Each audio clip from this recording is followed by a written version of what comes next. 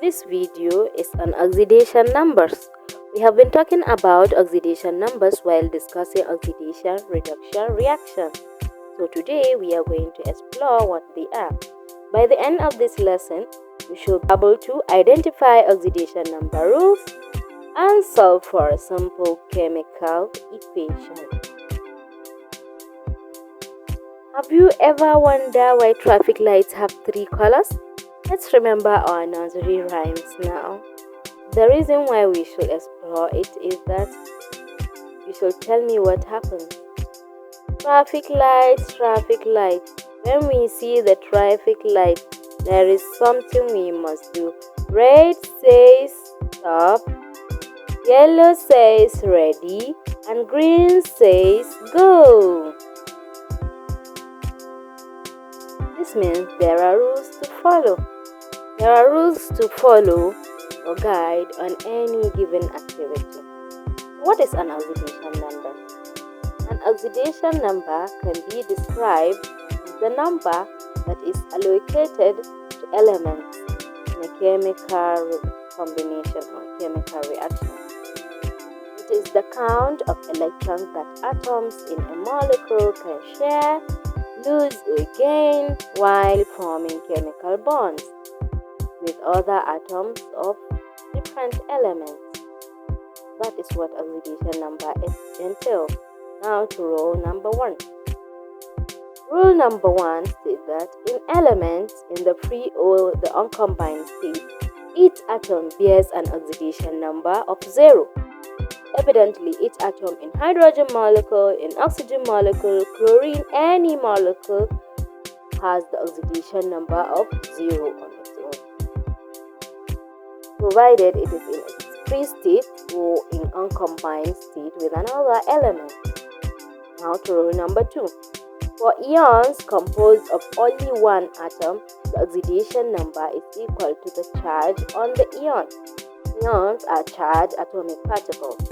Sodium ion has an oxidation number of +1. The magnesium has +2 ion.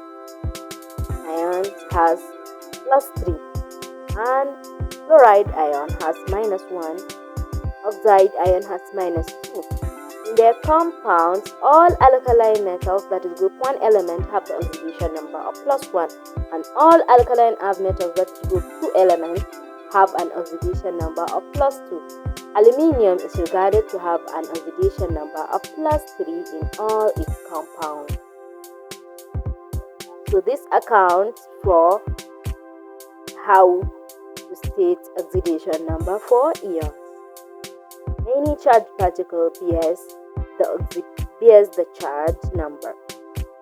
That's the oxidation number for ions. For one atoms in uncombined state or in free state is 0. For ions, oxidation number is equal to the charge number. Now to rule number 2. The oxidation number of oxygen in most compounds is -2. In normal case, oxygen has the oxidation number of -2. However, there are special cases as in peroxide and superoxide. In peroxide such as hydrogen peroxide or sodium peroxide, each atom assign an oxidation number of -1. In superoxide, such as in potassium superoxide, each atom assign an oxidation number of -1/2. There are rare cases when oxygen is bonded to fluorine. For example, as in oxygen difluoride, its oxidation number is +2. In dioxygen difluoride, the oxidation number is +1.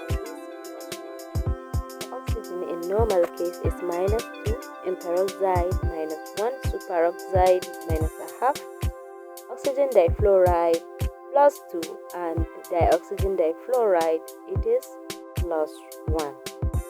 We have to take note of all this. Now to rule number 4. The oxidation number of hydrogen is +1, except when it is bonded to metals in binary compounds, that is, compound containing 2 elements. For example, in lithium hydride, the oxidation number of hydrogen is -1 because it is a binary compound. As for sodium hydride, it is also -1. For calcium hydride, it is -1. So oxidation number in each of the compounds for hydrogen is just -1. So anytime you see a hydride compound or in a binary compound, it is -1. And to rule number 5. In all its compounds, fluorine has an oxidation number of -1. Other halogens, that is those at the group 7, fluorine, bromine, and iodine, also have an oxidation number of -1. When they occur as halide ions in the compound, it is -1. In special cases, chlorine, bromine, and iodine, when combined with oxygen, for example in oxo acids such as sulfuric acid, phosphoric acid, and oxo anions such as sulfides, carbides, have a positive oxidation number. This is for group 7 elements, that's the halogens themselves. And this is about rule 5. Whenever you see a halide, it is having an oxidation number of -1, be it fluorine, chlorine, or bromine. Now to rule number 6. The algebraic sum of the oxidation number of all atoms in a compound must be 0. Evidently, for sodium chloride, it is equals to 0. Sodium on its own belongs to alkali metal, it is +1. And chlorine, a halogen, is -1. That is rule 2 and 5. So when we have +1 and -1 is equals to 0. For polyatomic ions, that is charged compounds, the sum of the oxidation number of it is equal to the sum of the oxidation number completely. Let's say in carbonate ion, then it is having a CO3, or let's say all bracket, a superscript of 2 minus must be equal to -2.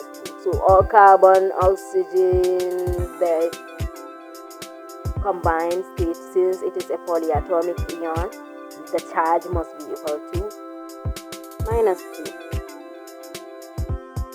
So we have known rule 1, rule 2, rule 3, rule 4, then rule 5. So you must account for all of them. You should have your exercise books, jot them down, and follow them carefully. They are useful in oxidation reduction reactions. Now you should try this.